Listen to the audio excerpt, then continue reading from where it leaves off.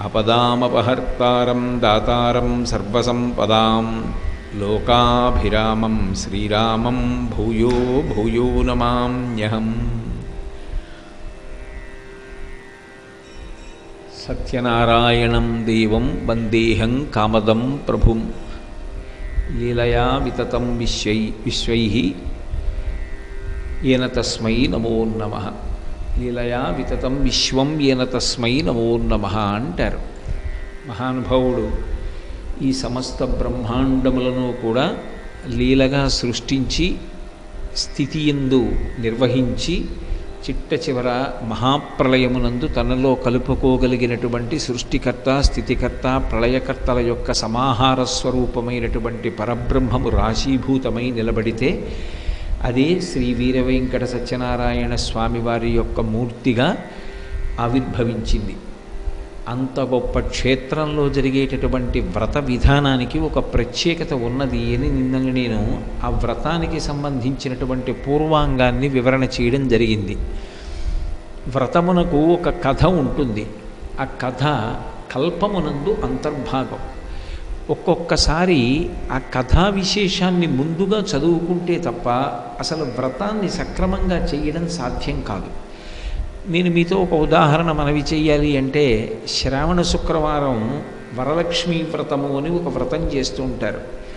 ఆ వరలక్ష్మీ వ్రతం చేసేటప్పుడు అసలు ఆ వ్రతాన్ని ఎలా చెయ్యాలి అనేటటువంటి కల్పం ముందు ఒకసారి చదువుకుంటే వ్రతం చేసేటప్పుడు సాధ్యమైనన్ని దోషాల్ని పరిహరించడానికి అవకాశం ఉంటుంది.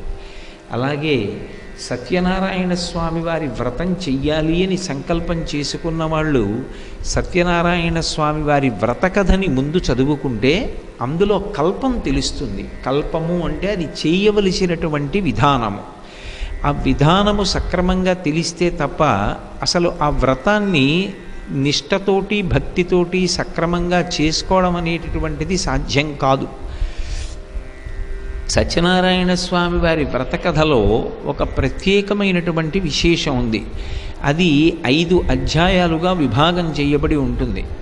అందులో మొట్టమొదటి అధ్యాయం దగ్గరికి వచ్చేటప్పటికీ అసలు ఆ వ్రతాన్ని ఎలా చెయ్యాలి అనేటటువంటి విధి విధానాల గురించి పేర్కొనడం జరిగింది.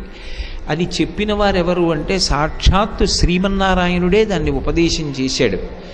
ఎందుకు చేయవలసి వచ్చింది అంటే, ఒకానొకప్పుడు కలియుగంలో ఉండేటటువంటి జనులు పడుతున్నటువంటి బాధల్ని దృష్టిలో పెట్టుకున్నవాడై నారదుడు ఆ విషయాన్ని స్థితికర్త కనుక శ్రీ మహావిష్ణువుకి నివేదించాడు.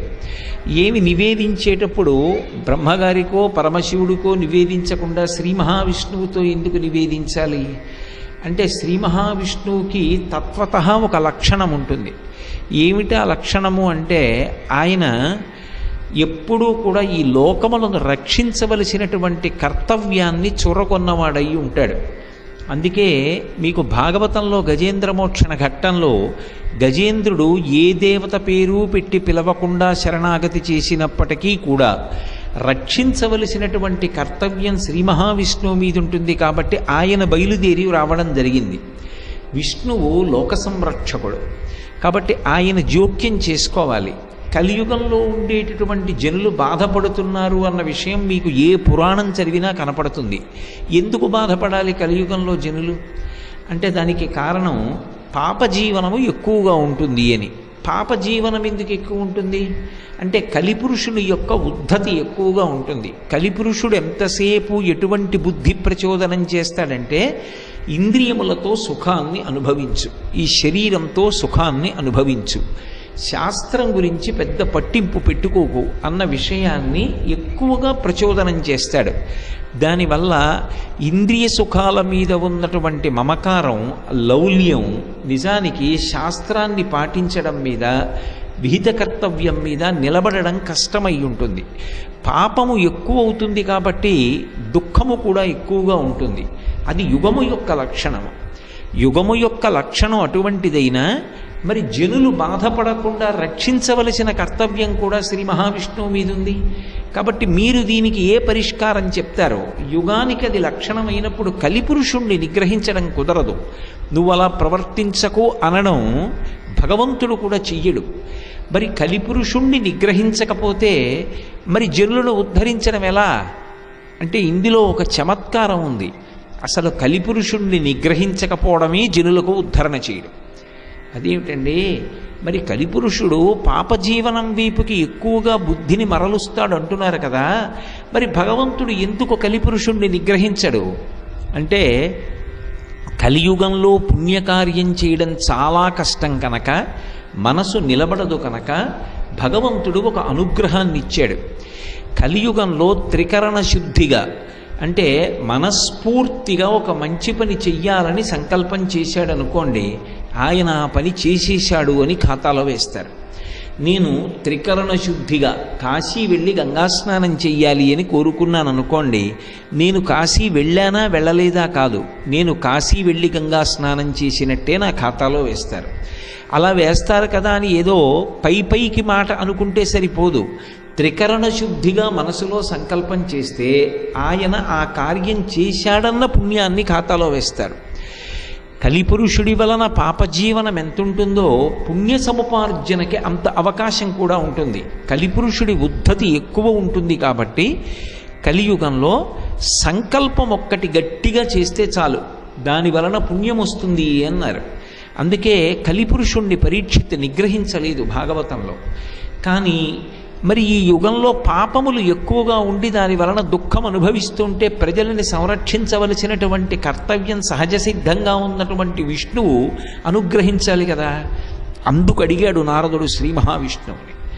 అడిగితే విష్ణువు ఒక మాట చెప్పారు. కలియుగంలో సత్యనారాయణ వ్రతము అనబడేటటువంటి వ్రతం ఒకటి ఉన్నది.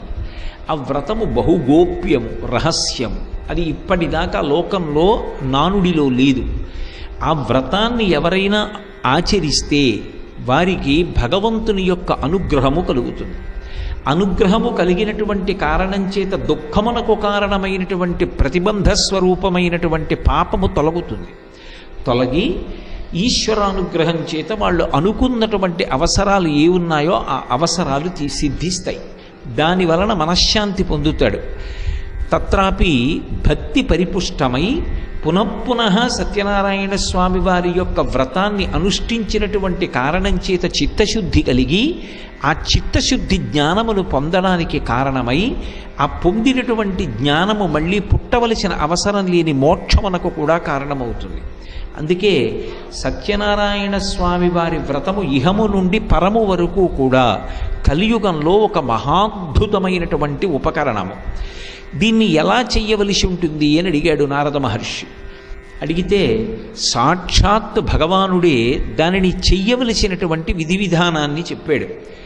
పౌర్ణమి తిథి కానీ, ఏకాదశి తిథి కానీ, లేదా రవి సంక్రమణముల యందు కానీ, అంటే సూర్యుడు రాశి మారుతున్నప్పుడు రవి సంక్రమణముల యందు కానీ, విశేషమైనటువంటి దుఃఖము కలిగినప్పుడు కానీ, ఏదైనా వివాదము సంభవించినప్పుడు కానీ, మనసు ఆర్తి పొందినప్పుడు కానీ ఈ వ్రతాన్ని చెయ్యవచ్చు. అంటే యథార్థమునకు దేశము కాలము అని రెండుగా విభాగం చేస్తారు. ఎప్పుడైనా ఏదైనా చెప్పాలి అంటే ఇలా చెయ్యండి అని చెప్పాలంటే రెండిటినీ దృష్టిలో పెట్టుకోవాలి. ఎక్కడ చెయ్యాలన్నది చెప్పాలి, ఎప్పుడు చెయ్యాలన్నది చెప్పాలి, ఎలా చెయ్యాలన్నది ఈ రెండిటిలోకి కలుస్తుంది. అది త్రివేణి సంగమం. ప్రధానమేది అంటే దేశకాలములు. దేశకాలానువృత్తిశ్చనయశ్చ నయ పండిత అంటారు రామాయణంలో. దేశము కాలము చెప్పకపోతే అది పూర్ణత్వాన్ని పొందదు. అందుకే ఆయన కాలము గురించి చెప్పాడు. పౌర్ణమి ప్రసిద్ధి, ఏకాదశి, రవి సంక్రమణములు, వీటి యందు ప్రత్యేకించి వ్రతం చెయ్యవచ్చు. ఏదో వివాదం తటస్థించింది, వివాదమునందు జయము కలగాలని కోరిక కలిగింది, ఈ వ్రతం చెయ్యవచ్చు. మనసు ఆర్తి పొందింది, ఏదో భగవత్ సంబంధమైన ఒక వ్రతం చెయ్యాలన్న కోరిక కలిగింది, ఈ వ్రతాన్ని అనుష్ఠించవచ్చు. సత్యనారాయణ స్వామి వారి వ్రతానికి ఉన్నటువంటి విశేషం ఏమిటంటే దీనికి అధికార భేదాన్ని ఇవ్వలేదు. అన్ని వర్ణముల వారు కూడా ఈ వ్రతాన్ని చేసుకోవచ్చు. ఇందుచేత భగవానుడు అంత గొప్ప సౌకర్యాన్ని కల్పించాడంటే కలిపురుషుని యొక్క ఉద్ధతి నుంచి తప్పుకోవడానికి అందరికీ సమానాధికారాన్ని కట్టబెట్టాడు. ఇది వేదం ఎవరికి విషయంలో ఇచ్చింది అంటే ఒక్క గోపూజ విషయంలో ఇచ్చింది. బ్రహ్మచారి కానీ, గృహస్థు కానీ, వానప్రస్థు కానీ, సన్యాసి కానీ ఎవరైనా చేసి తరించగలిగినటువంటి పూజ గోపూజ. అలాగే ఏ ఇతర రకములైనటువంటి అధికార భేదం లేకుండా అందరూ చేసుకోవడానికి యోగ్యమైనటువంటి వ్రతము సత్యనారాయణ స్వామి వారి వ్రతము. కాబట్టి నిజానికి కేవలము భక్తితో కాలము కలిసి వస్తే, అంటే నాకు ఇప్పుడు ఏమి ఆర్తితో కాదు, పౌర్ణమిని నేను సద్వినియోగం చేసుకోవాలనుకుంటున్నాను అనుకున్నాడు అనుకోండి, అప్పుడు పౌర్ణమి నాడు చేసుకుంటారు. కాదు, ఏకాదశి నాడు నేను ఈ వ్రతం చేసుకొని ఆ కాలాన్ని సద్వినియోగం చేసుకుంటాను, ఏకాదశి నాడు సత్యనారాయణ స్వామి వారి వ్రతం చేస్తారు. ఆర్తి పొందితే వ్రతం ఎలా అయినా చెయ్యాలని కోరిక పుట్టింది, అప్పుడు వాటి కోసం ఆగక్కర్లేదు, చేసేసుకోవచ్చు. దానికి ఏం కాలనియమం లేదు. అది అమావాస్య, అది ద్వాదశ, అది త్రయోదశ, అప్పుడు ఆ నియమం వర్తించదు. ఇక దేశ సంబంధానికి వచ్చేటప్పటికీ ప్రధానంగా ఒక వ్రతము అనేటప్పటికీ తనంత తానుగా యోగ్యమైన ప్రదేశాల్ని వేదం చెప్పింది. యజ్ఞం చెయ్యడానికి కానీ, వ్రతం చేయడానికి కానీ అత్యంత శ్రేష్టమైనటువంటి ప్రదేశములుగా, పరమ పవిత్రములైనటువంటి ప్రదేశములుగా చెప్పబడినటువంటివి 3 ఉన్నాయి లోకంలో. అన్నిటికన్నా దేవాలయం కన్నా కూడా పవిత్రమైనటువంటి స్థలం ఏది అంటే గోశాల. గోశాలని మించినటువంటి పవిత్ర స్థలము ఈ భూమి మీద ఇంకొకటి ఉన్నది అని శాస్త్రములు చెప్పలేదు. అన్నిటికన్నా గొప్పది ఏది అంటే గోశాలయే. అందుకే గోష్ఠం అంటారు. గోష్ఠం అంటే గోవులు తిరిగిన ప్రదేశం. 84 లక్షల జీవరాశులలో 83,99,999 ప్రాణుల యొక్క మలమూత్రములు హేయములు, అవి దుర్గంధభూయిష్టములు. కానీ ఒక్క గోవు యొక్క మలమూత్రములు పరమ పవిత్రములు. ఎక్కడ గోవు యొక్క మలము మూత్రము పడ్డాయో అక్కడ పెరిగినటువంటి దర్భల్ని తీసుకొచ్చి యజ్ఞంలో వాడమని వేదం చెప్తోంది. గోవు తిరుగాడినటువంటి ప్రదేశము అంటే అంత పరమ పవిత్రం. గోష్ఠం అంటే గోవులు తిరిగిన ప్రదేశం. రెండోది, ఎప్పుడూ భగవత్ సంబంధమైనటువంటి మాటలు మాట్లాడేటటువంటి నోరు. నోటి యందు నివాసం ఉండడం అనేటటువంటి ప్రశ్న రాదు. కాబట్టి యావత్ భూమండలంలో పరమ పవిత్రమైన మొదటి ప్రదేశం ఏది అంటే గోశాల. గోశాల యందు ఈ పని చెయ్యవచ్చు, ఈ పని చెయ్యరాదు అన్న పుణ్యకర్మ విభాగం లేదు. ఎంత గొప్ప పుణ్యకర్మకైనా సరే యోగ్యమైన మొదటి ప్రదేశం ఏది అంటే గోశాల. రెండవది ఏది అంటే నదీ తీరం. అందుకే మీరు చూడండి, పురాణాలని కావ్యాలని మీరు పరిశీలనం చేస్తే మహామహారాజ్యములను ఏరినటువంటి వారు, రాజధానులు ఉన్నవారు, పెద్ద పెద్ద హర్మ్యముల యందు నివసించినటువంటి చక్రవర్తులు కూడా యజ్ఞయాగాది క్రతువులు ఎక్కడ చేస్తారు అంటే నదీ తీరంలో చేస్తారు. పరీక్షిత్ యజ్ఞయాగాదులు చేస్తే గంగా తీరంలో చేశాడు. దశరథ మహారాజు గారు యజ్ఞం చేస్తే సరయూ నదీ తీరంలో చేశాడు. నదీ తీరం అత్యంత శ్రేష్టమైనటువంటి ప్రదేశం. నదీ తీరమునందు వ్రతము చెయ్యవచ్చు. మూడవది తులసి బృందావనం. తులసి చెట్లు బాగా ఉన్నటువంటి ప్రదేశం ఎక్కడుంటుందో అది అత్యంత శ్రేష్టమైనటువంటి ప్రదేశం. అలాగే సత్యనారాయణ స్వామి పరబ్రహ్మస్వరూపుడు అని నేను మీకు మొట్టమొదటి నుంచి మనవి చేస్తున్నాను. మూలతో బ్రహ్మరూపాయ, మధ్యత విష్ణురూపిణి, అగ్రత శివరూపాయ, వృక్షరాజాయితే నమః అని మళ్ళీ చెట్లలో పరబ్రహ్మస్వరూపంగా చెప్పబడేటటువంటి చెట్టు రావి చెట్టు. అందుకే రావి చెట్టు నీడలో తపస్సు చేస్తూ ఉంటారు. రావి చెట్టు నీడ కూడా అత్యంత శ్రేష్టమైనటువంటి ప్రదేశం. అందున రావి చెట్టు వేప చెట్టుతో కలిసి ఉందనుకోండి మాను, అది లక్ష్మీనారాయణ స్వరూపం. ఎవరికైనా సంతానం లేని వారికి గర్భదోషం ఉంది అంటే వారిని రావి చెట్టు వేప చెట్టు మొదలు కలిసిపోయిన చోట ప్రదక్షిణం చెయ్యమని చెప్తూ ఉంటారు కూడా. అంత పరమ పవిత్రమైనటువంటి స్థలాలవి. అటువంటి చోట కానీ, స్వగృహమునందు కానీ, దేవాలయ ప్రాంగణమునందు కానీ ఈ సత్యనారాయణ వ్రతాన్ని చెయ్యవచ్చు. ఇది ప్రదేశ నిర్ణయం. దేశ నిర్ణయము, కాల నిర్ణయము తర్వాత అనుష్ఠించవలసినటువంటి విధానం ఒకటి ఉంటుంది. ఆ విధానమునందు అత్యంత ప్రధానమైనది ఏది అంటే నిత్యకర్మని ఈడేర్చాలి. సత్యనారాయణ వ్రతం చెయ్యడానికి మొదటి నియమమేది అంటే నిత్యకర్మ పూర్తి చేసిన వాడై ఉండాలి. నిత్యకర్మ అంటే సంధ్యావందనాదులు. యజ్ఞోపవీతం ఉన్నటువంటి వాళ్ళు సంధ్యావందనం చేసి తీరాలి. నేను ప్రవచనం చేశానా చెయ్యలేదా పక్కన పెట్టేయండి, సంధ్యావందనం మాత్రం చెయ్యాలి. ప్రవచనం అవసరమైతే ఓ అరగంట సేపు ఆలస్యం అయిపోయినా దోషం లేదు. ఏ ఇతర కారణానికి వేదిక మీదకి ఆలస్యంగా రాకూడదు, కానీ సంధ్యావందనం చేసుకోవలసి వస్తే నేను ఆలస్యంగా వచ్చినా నాకు దోషం రాదు. సంధ్యాహీన అశుచి, సంధ్యావందనం చెయ్యనటువంటి వాడు అశౌచంతో ఉన్నవాడితో సమానం. కాబట్టి సంధ్యావందనం చేసి తీరాలి. అంటే సత్యనారాయణ స్వామి వారి వ్రతం చెయ్యాలంటే మొట్టమొదట చెప్పబడిన నియమం ఏది అంటే 3 పూట్ల సంధ్యావందనం చేయమని చెప్పారు. పొద్దున్న, మధ్యాహ్నం, సాయంకాలం కూడా సంధ్యావందనం చెయ్యి.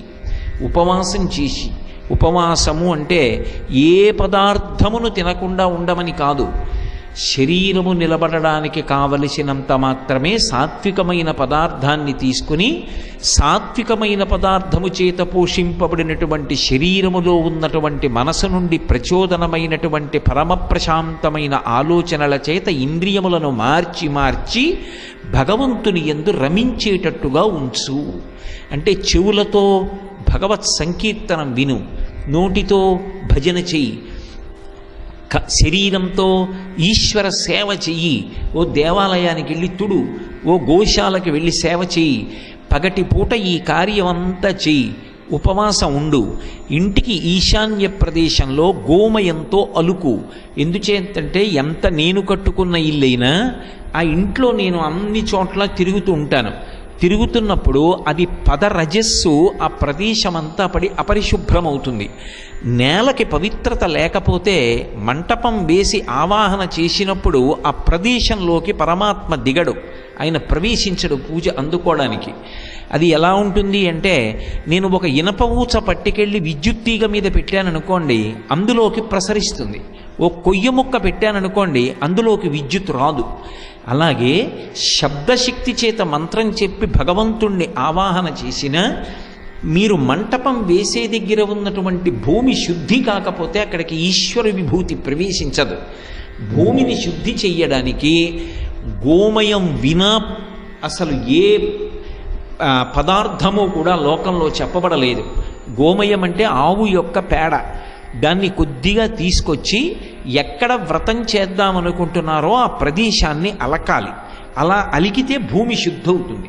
భూమి శుద్ధైన తరువాత దాని మీద వస్త్రం వెయ్యాలి, కొత్త వస్త్రం. అది అంచు కలిగినటువంటి వస్త్రం అయి ఉండాలి. అంచులేని వస్త్రము మంగళప్రదము కాదు. అందుకే ఆయుర్దాయకారకమైనటువంటిది ఏది అంటే అంచు కలిగిన బట్ట. మనకి చూడండి, ఇంట్లో శుభకార్యం అయిందనుకోండి, బట్టలు పెడుతూ ఉంటారు. ఎందుకు బట్టలే పెడుతూ ఉండాలి? బట్టలు పెట్టడం మానేసి ఇంకేమైనా బహుమానాలు ఇవ్వకూడదా? కాదు. వస్త్రాన్ని, అంచు కలిగినటువంటి బట్టని ఉత్తరీయం వేసుకుని ఇచ్చినా, ఉత్తరీయం వేసుకుని పుచ్చుకున్నా అది ఇద్దరికీ ఆయుర్దాయకారకం. అందుకే వస్త్రం ఇవ్వడం అనేటటువంటిది ఎప్పటి నుంచో సాంప్రదాయంగా ఉంది. ఇంటికి ఎవరైనా పెద్దలు వచ్చారనుకోండి, బట్టలు పెడతారు. ఏదో పెళ్ళి అవుతోందనుకోండి, బట్టలు పెడతారు. బావమరిది వ్రతం చేసుకుంటున్న బావగారికి బట్టల జత ఇస్తాడు. పీటల మీద ఆశీర్వచనం పొందే ముందు బావమరిది పెట్టినటువంటి అంచు కలిగిన బట్ట కట్టుకుని వచ్చి ఉత్తరీయం 2 వైపులా కలిపి పట్టుకుని అక్షతలు తీసుకుని ఆశీర్వచనాన్ని పొందుతారు. ఎందుకంటే బావమరిది బ్రతక కోరుతాడు అని శాస్త్రంలో. బావమరిది ఎప్పుడు బావగారు బ్రతికుండాలి, మా చెల్లెలు 10 కాలాలు పసుపు కుంకాలతో ఉండాలని మనస్ఫూర్తిగా కోరుకుంటాడు. అందుకే ఆయన ఇచ్చిన బట్ట లేదా మామగారు ఇచ్చిన బట్ట కట్టుకుని పీటల మీద ఆశీర్వచనం అందుకుంటారు. కాబట్టి ఆ బట్టకి ఒక ప్రాముఖ్యత ఉంది. వేదంలో ఆ వస్త్రములో ఉండేటటువంటి ప్రతి దారపు పోగుని కూడా దేవతలు ఆవహించి ఉంటారు. అందుకే స్నానం చేసినటువంటి బట్ట కిందకి విడిచిపెట్టేసినప్పుడు దాన్ని కాలుతో తొక్కకూడదు, బండకేసి కొట్టకూడదు. ఆ బట్ట పిడిచి ఆరయ్యాలి. సంప్రదాయ శిష్యులు ఉన్నారనుకోండి, వాళ్ళ ప్రథమ కర్తవ్యం ఏమిటి అంటే, గురువుగారు స్నానానికి వెడుతున్నప్పుడు గురువుగారు స్నానానంతరం కట్టుకోవలసినటువంటి పొడి బట్ట పట్టుకెళ్ళాలి. గురువుగారు స్నానం చేసి విడిచిపెట్టినటువంటి బట్ట పిడిచి ఆరయ్యాలి. మీరు రామాయణం చదివితే అసలు ప్రారంభం ఎక్కడ అంటే వాల్మీకి మహర్షి వెనక శిష్యుడు అనుగమించి నదీ స్నానానికి వెడుతున్న ప్రక్రియని వర్ణిస్తారు. శిష్యుడు అంటే గురువును అలా అనుగమించి వెళ్ళాలి, అది శుశ్రూష. కాబట్టి శిష్యుడు పక్కన ఉంటాడు, ఉండి ఎప్పుడూ కూడా సేవిస్తూ ఉంటాడు. ఆ స్నానం చేసేటప్పుడు బట్ట కట్టుకుని స్నానం చేయాలి. అన్నిటికన్నా ప్రధాన నియమం ఏమిటో తెలుసా? ఒక వ్రతం చేసేటటువంటి రోజున ఒంటి మీద బట్టలేని స్నానం చేసి రాకూడదు. ఇది భాగవతంలో కాత్యాయని వ్రత సందర్భంలో కృష్ణ పరమాత్మ చెప్తారు. వ్రతముల్ చేయుచు నొక్కమారైన యవ్వారిన్ విచారించినన్ వ్రతభంగంబులు మానునట్టి వరదున్ వామాక్షులు ఇక్షించియున్ గత చేలా ప్లవనంబు నీడు వ్రతభంగం బంచు చింతించి నిష్ఠతోన్ అంటారు. వాళ్ళందరూ కూడా పరమనిష్టతో రెండు చేతులెత్తి గోవిందుడికి నమస్కారం చేశారు. కాత్యాయనీదేవి కళ్ళచేయుటే కాక ఈ రీతి నోచువారు ఎందుకలరు అని అడిగాడు. మీరు వ్రతం చేద్దామని వచ్చి ఒంటి మీద బట్ట లేకుండా స్నానం చేస్తున్నారా? జలములకు అధిదేవత అయినటువంటి వరుణుడి యొక్క ఆగ్రహాన్ని పొంది వచ్చిన తరువాత ఇక వ్రతము సిద్ధించదు. అందుకే వ్రతముల్ చేయుచునొక్కమారైన యవ్వారిన్ విచారించినన్ వ్రతభంగంబులు మానునట్టి వరదున్ వామాక్షులు ఇక్షించియున్ గత చేలా ప్లవలంబు నేడు వ్రతభంగంబంచు చింతించి పాల తటంజస్త కరాబ్జలై సరసలీలన్ మృక్కిరట్లందరున్. అందుకే ఏదైనా వ్రతాన్ని ప్రారంభం చేసే ముందు ఒక్కసారి గోవిందా గోవిందా అని మొదలుపెట్టాలి. గోవిందేతి సదాస్నానం. దానికి పూర్వాంగంలో ఉన్న దోషములన్నిటినీ కూడా కడుగుతుంది గోవిందనామం. ఒకసారి గోవిందనామం చెప్పి అప్పుడు ప్రారంభం చెయ్యాలి. అక్కడ భూమిని అంతటినీ కూడా గోమయంతో అలుకుతారు వ్రతం చేసే చోట. అలా అలికితే భూమి శుద్ధవుతుంది. అప్పటి వరకు భూమి మీద ఏవైనా క్రిములు కానీ పాకినా మలమూత్ర విసర్జనం చేసినా నేనే నా పాదములతో తాడనం చేసినా భూమికి ఉన్నటువంటి దోషము తొలగి భూమి శుద్ధి అయి ఈశ్వరుడిని మంత్రశక్తి చేత పిలిచినప్పుడు ఆయన వచ్చి ఆ మంటపంలో ప్రవేశించడానికి యోగ్యతా సిద్ధి కలుగుతుంది. అందుకే మీరు చూడండి, ఎక్కడ వ్రతకల్పం చెప్పనివ్వండి, గోమయంతో అలకండి అని చెప్తారు. నేను ఒకానొకప్పుడు ఆ గోకర్ణ క్షేత్రానికి వెళ్ళాను దర్శనానికి. నాతో మా గోపాలకృష్ణ గారు కూడా వచ్చారు. కొన్ని వందల మందిని కలిసి వెళ్ళాము. ఆ గోకర్ణ క్షేత్రంలో మాకు ఒక బ్రాహ్మణ గృహంలో భోజనాలు పెట్టారు. ఒక 50 మందికి భోజనాలు పెట్టిన తరువాత ఆ పంక్తిలో ఉన్న వాళ్ళందరూ లేచిపోయిన తరువాత విస్తళ్ళు తీసి గోమయం కలిపినటువంటి నీళ్లు తీసుకొచ్చి చిలకరించి తుడిచి మళ్ళీ తరువాతి వాళ్ళకి అన్నం పెట్టేవారు. నేను చాలా ఆశ్చర్యపోయి వాళ్ళని అడిగా, పంక్తి పంక్తికి ఎందుకమ్మా అలా అంత కష్టపడుతున్నారన్నాను. ఆవిడంది, ఏమండి బ్రాహ్మణులు కూర్చున్నప్పుడు పరిశేచనం చేస్తారు కదా, పరిశేచనం చేసి మొదలు పెడితే యజ్ఞం కదా, స్వాహాకారంతో పుచ్చుకుంటారే, భూమికి శుద్ధి లేని చోట అన్నం ఎలా వడ్డించాం, అందుకని గోమయంతో అలికి విస్తరి వేస్తూ ఉన్నారు. వాళ్ళ సంస్కారానికి నేను 2 చేతులు ఎత్తి నమస్కరించాను. అది మనకి శాస్త్రప్రోక్తం. ఒక వ్రతం చేస్తున్నాము అంటే ఎలా చెయ్యాలి అన్నది కల్పనలో ఉంటుంది. దాన్ని ఏదో యథాతథంగా చదవమని కాదు, ఆచరించడానికి చదవమని శాస్త్రాలు. కాబట్టి ఇంట వ్రతం చేస్తున్నప్పుడు గోమయంతో అలకాలి. ఒక దేవాలయ ప్రాంగణం ఎప్పుడూ పవిత్రమే. దేవాలయ ప్రాంగణానికి ఈ నియమాలన్నీ అన్వయం కావు. నేను చెప్తున్నది ఇంటి దగ్గర వ్రతం చేసినప్పుడు గోమయంతో అలికి దాని మీద వస్త్రం వేసి వస్త్రం మీద తండుల రాశి పోసి తండుల రాశి మీద కలశ ఉంచి ఆ కలశ ఉంచేటప్పుడు శక్తిని తక్కువ చేసుకుని చెయ్యకూడదు. ఎందుకంటే ఒక్క సత్యనారాయణ స్వామి వారి వ్రతంలో ఒక విశేషం ఉంది. అంతా అయిపోయిన తరువాత వ్రత మంటపాన్ని దానం చేసేయాలి బ్రాహ్మణుడికి.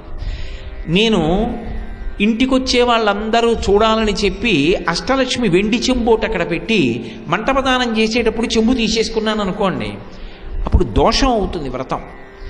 పెట్టమని ఎవడు చెప్పాడు? దానం చేయకుండా చెంబు తీసేసుకోమని ఎవడు చెప్పాడు? నీకు వెండి చెంబు ఇచ్చేయడం ఇష్టం లేకపోతే, అంత శక్తి నీకు లేకపోతే రాగి చెంబే పెట్టు, రాగి చెంబు పెట్టి రాగి చెంబుతో మంటపాన్ని దానం చేయి. అంతేకాని శాస్త్ర విరుద్ధంగా ప్రవర్తించకూడదు. మనం దేనికి చెయ్యాలి కార్యము అంటే శాస్త్రమునందు గౌరవముతో చెయ్యాలి. అందుకే మొట్టమొదటి మాటగా ఆయన అదే చెప్తాడు, శ్రద్ధయా చేసిన వాడెవడో వాడు పొందుతాడు ఫలితాన్ని. శ్రద్ధ అంటే శాస్త్రస్య గురువాక్యస్య సత్యబుద్ధ్యావధారణ సా శ్రద్ధ కడితా సిద్భి యయా వస్తూపలభ్యతే అంటారు శంకరాచార్యుల వారు. శాస్త్రము చెప్పిన మాట, గురువు చెప్పిన మాట సత్యములన్న పూనికతో చేసిన వాడెవడో వాడు పరమ ప్రయోజనాన్ని పొంది తీరుతాడు. కాబట్టి ఒక వస్త్రాన్ని పలిచి తండుల రాసి పోసి అందులో కలశ ఉంచి సత్యనారాయణ స్వామి వారి ప్రతిమను ఉంచాలి. అందరూ బంగారు కలశనే ఉంచక్కర్లేదు, మన శక్తిని బట్టి. ఒకరు బంగారు కలశ ఉంచవచ్చు, ఒకరు వెండి కలశ పెట్టచ్చు, ఒకరు రాగి కలశ పెట్టచ్చు. శాస్త్రం ఎంత కింద వరకు వచ్చేస్తుంది అంటే ఒకవేళ నీకు అంత లేకపోతే మట్టి కలశ పెట్టు అంటూ. నువ్వు చెయ్యడం ప్రధానం, నీకు నమ్మకం ఉండడం ప్రధానం తప్ప ద్రవ్యం ఇలాగే ఉండాలని ఎవ్వరినీ ఆపదు. అందుకే మన ధర్మానికి ఒక ప్రత్యేకమైన పేరుంది, సార్వభౌమిక మతము అని ఒక పేరు. చాలామంది సార్వభౌమిక మతము అంటే ఏమనుకుంటారంటే ఇది సార్వభౌమత్వము కలిగినది అనుకుంటారు. అది కాదు దాని అర్థం. సర్వభూమికల యందున్న వారిని ఉద్ధరించున్నది అని దాని అర్థం. ఒకడు మహదైశ్వర్యవంతుడు ఉంటాడు, ఒకడు నిర్ధనుడు ఉంటాడు. కానీ ఇద్దరినీ పక్కపక్కనే కూర్చోబెట్టి వ్రతం చేయించవచ్చు. వాడు మట్టి పిడత పెట్టి చేశాడు, ఈయన బంగారు పాత్ర పెట్టి చేశాడు. కానీ ఎవరి మనసు నిలబడి చేశాడో వాడిదే ఫలితం. మట్టి పిడత పెట్టాడని ఈశ్వరుడు అటువైపు చూడకుండా ఉండడు, బంగారు కలశ పెట్టాడని ఆయన పట్ల ప్రత్యేకమైన ప్రేమ చూపించాడు. ఎవరు మనసు అక్కడ పెట్టారో వాళ్ళ మీద భగవంతుని యొక్క అనుగ్రహం ఉంటుంది. అందుకే శంకరుడు శివానంద లహరి చేస్తూ అంటారు, గభీరే కాసారే విశతి విజనే ఘోర విపినే విశాలే శైలీ చ భ్రమతి కుసుమార్ధంజనమతి సమర్ప్యై చేతస్సరసి చ ముమానాథ భవతే సుఖేనా వస్తాతుం జనయిహ నజానాతి కిమహో అంటారు. ఒకవేళ ఏమండి మాకు యజ్ఞోపవీతం లేదు, మేము సంధ్యావందనం చేసే అధికారం లేదు, అప్పుడు మేమేం చెయ్యాలి? ఇంటి దగ్గర వ్రతం చేస్తున్నప్పుడు పగల ఉపవాసం ఉండి సాయంకాలం వ్రతం చెయ్యాలంటే అంటే ఎవరికి ఉపనయనం లేదో, ఎవరు సంధ్యావందనం చేయరో వాళ్ళు దేనికి తక్కువ అని శాస్త్రం చెప్పలేదు. సంధ్యావందనానికి ప్రత్యామ్నాయం ఏం చెప్పారంటే స్కాంద పురాణంలో సూర్యభగవానుడి యొక్క స్తోత్రం ఉంది. చాలా తేలికగా ఉంటుంది ఆ స్తోత్రం. అందరూ కూడా ఆ స్తోత్రాన్ని చదవాలి. మా కాకినాడ పట్టణంలో ఎప్పుడైనా మేమందరం యాత్రకు వెడితే ఉపనయనం చేసుకున్న వాళ్ళు, సంధ్యావందన అధికారం ఉన్నవాళ్ళు సంధ్యావందనం చేస్తారు. సంధ్యావందనం చేసేటటువంటి అధికారం లేని వాళ్ళందరూ సూర్యభగవానుణ్ణి స్తోత్రం చేస్తారు స్కాందపురాణాంతర్గతమైనటువంటి స్తోత్రంతో. దాని చేత వాళ్ళు కూడా సంధ్యావందనం చేసినటువంటి సిద్ధినే పొందుతారు. ఎక్కువ ఉండదు, తక్కువ ఉండదు. ఎవరికి ఏది విధింపబడిందో అది చేస్తే అందరూ సమానులే. ఎవరెవరి శక్తిని బట్టి కిందకొచ్చి శాస్త్రం మినహాయింపులు ఇస్తుంది. నేను తిన్న ఆవకాయ అన్నం నా మనవడు తినలేడు, నా మనవడు తాగినట్టు సీసాలో పాలు కొద్దిగా తాగి నేను బ్రతకలేను, కానీ వాడికి పాలివ్వాలి, నాకు ఆవకాయ అన్నం పెట్టాలి. ఎవరి సమర్థతని బట్టి వారు చెయ్యవలసినటువంటి కర్మ ఏది ఉందో దానిని నిర్దేశించి ఇందులో నువ్వు వైక్లభ్యమును పొందవద్దు, అది చెయ్యమని చెప్తుంది శాస్త్రం. ఇలా ఒక పగటిపూట కార్యక్రమాన్ని చేసిన తరువాత శక్తి కొలది బంధుమిత్రాదులందరూ పిలిచి ఉపవాసం ఉండి ప్రదోషవేళ, ప్రదోషవేళ అంటే దోషం అంటే తప్పు అని కాదు, దోషము అంటే చీకటి, అంటే ముందున్న కాలము అని అర్థం. ప్రదోషము అంటే చీకటి ఆవరించడానికి ముందున్నటువంటి కాలం. ఆ కాలము భగవన్నామ సంకీర్తనకి తనంత తానుగా అత్యంత పవిత్రమైనటువంటి కాలం. యథార్థమునకు బ్రాహ్మీ ముహూర్తం అంటే తెల్లవారుజాము కాలం భగవంతుని పూజకు ఎంత యోగ్యమో, సాయంకాలం వేళ కాలం ప్రదోష వేళ భగవన్నామోచ్చరణకు అంత పవిత్రమైన కాలం. అటువంటి ప్రదోష వేళలో సత్యనారాయణ స్వామి వారి యొక్క వ్రతాన్ని ప్రారంభం చెయ్యండి. చేసి చక్కగా వ్రతాన్నంతటినీ పూర్తి చేస్తే ఆ స్వామిని ఆరాధన చేసి నిన్నను నేను చెప్పినటువంటి విధంగా పంచలోకపాలకుల్ని, నేను చెప్పిన విధంగా అంటే నేను కాదు కర్తని, ఆయన చెప్పిందే నేను చెప్పాను. పంచలోకపాలకుల్ని, నవగ్రహాల్ని, అష్టదిక్పాలకుల్ని పిలిచి మధ్యలో సత్యనారాయణ స్వామి వారిని సన్నిధానం చేయించి ఆయనకి షోడశోపచారములతో పూజ చేసి అష్టోత్తర శతనామావళితో, లేదు నీకు మంచి సంతోషం ఉంది సహస్రనామావళితో పూజ చేసి, తదనంతరము నీరాజన మంత్ర పుష్పాలతో పూజ చేసి ఈ వ్రత కల్పములో అంతర్భాగంగా చిట్ట చివర ఈ కథలు చదువుకోవాలి. ఇలా చేసిన వాడెవరుంటాడో వాడు సత్యనారాయణ స్వామి వారి యొక్క దివ్యమైన అనుగ్రహమునకు పాత్రుడవుతాడు. ఇందులో ప్రధానంగా తెలుసుకోవలసిన విషయం ఏమిటి? సాశ్రద్ధ కలితా సిద్ధి. అన్నీ ఒక్కలా చెయ్యడం కుదరకపోవచ్చు, కానీ శ్రద్ధ అత్యంత ప్రధానమై ఉంటుంది. మాట్లాడడం అంటూ జరిగితే వ్రతం చేసేటప్పుడు అది భగవన్నామమై ఉండాలి. గోవిందనామం చెప్పుకుంటూ ఉండాలి మనసులో, శ్రీరామనామం చెప్పుకుంటూ ఉండాలి, శివనామం చెప్పుకుంటూ ఉండాలి. అంతేకాని అనవసరపు ప్రస్తావనలో పక్క వాళ్లతో మాట్లాడకూడదు. అలాగే భగవంతుని యందు మనసుని స్థిరంగా నిలబెట్టి ఉంచాలి. నిన్నటి రోజున నేను మీతో మనవి చేశాను, దానికి అగ్ని పరీక్ష ఎక్కడుంటుంది అంటే అథాంగ పూజ యందు ఉంటుంది. అక్కడ ఉన్న చిన్న మూర్తిలో నిజానికి మీకు పాదముల నుంచి శిరస్సు వరకు కనపడదు. శిరస్సు వరకు కనపడకపోయినా మనసు చేత అభ్యాసం చేయిస్తారు. పాదముల దగ్గర నుంచి శిరస్సు వరకు చూడడం నేర్పుతారు. ఒక్కసారి మీరు సత్యనారాయణ స్వామిని అలా చూశారనుకోండి, మీ మనసులో ముద్రపడాలి. ఇలా కళ్ళు మూసుకున్నా కూడా నేను పాదముల మీద, ఆయన చీలమండల మీద, ఆయన యొక్క మోకాళ్ళ మీద, తొడవ మీద, నడుము మీద, పొట్ట మీద, గుండెల మీద, కంఠం మీద, ఆయన యొక్క ముఖం మీద, ఆయన యొక్క దంతముల మీద, ఆయన యొక్క భుజముల మీద, ఆయన యొక్క శిరస్సు మీద పూజ చేస్తే సర్వాణ్యంగాని పూజయామి అంటారు ఆఖరణ. సర్వాణ్యంగాని పూజయామి అన్న మాటకి ఏమిటి అర్థం అంటే, అథాంగ పూజ అంటే అథ అంటే తర్వాత అంగ పూజ అని, అథ అని అనాలని నియమమేం లేదు. కానీ పూజలో అథ అంటే తర్వాత అంగ పూజ అంటాం. అంగ పూజ అంటే చాలు, అథాంగ పూజ అని అలవాటుగా ఎందుకంటామంటే అథ అన్న మాట తర్వాత అంటూ ఉండడం అలవాటైపో అథాంగ పూజ అంటాం. అథ అనక్కర్లేదు, అంగ పూజ అంటే చాలు. అది సర్వాణ్యంగాని పూజయామి అని ఎందుకంటాం అంటే అందులో ఒక గొప్ప విశేషం ఉంది. మనసు చేత ఒక గొప్ప అభ్యాసం చేయిస్తారు. మీరు పూజలో శ్రద్ధతో ఉన్నారు, ఎవరు చెప్పాలి? మీకు మీరే సాక్షి. ఎలా సాక్షి?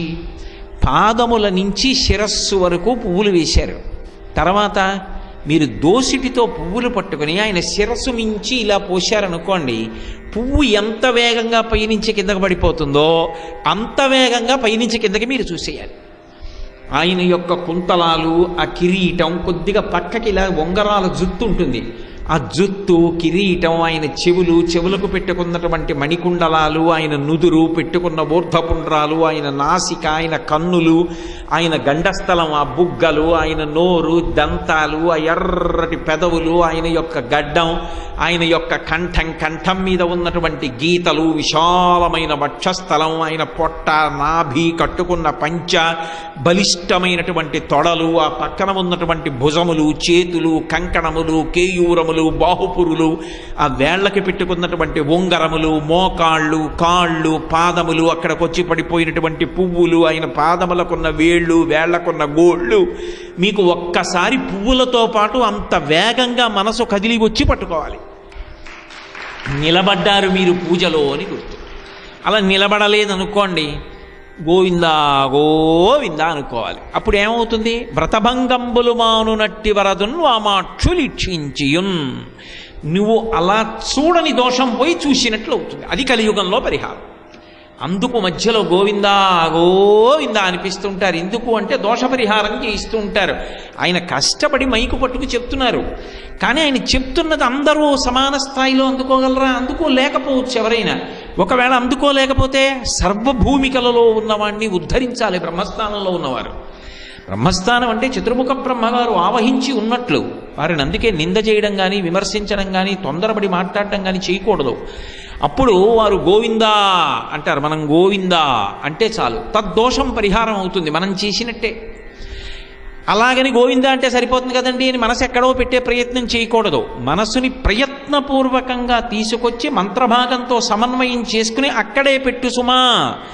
వ్రతకల్పమునందు మొట్టమొదటి అధ్యాయంలో ఇంత జాగ్రత్తనంతటినీ కూడా చిన్న చిన్న మాటలలో విశ్లేషించి చెప్పాడు ఆయన.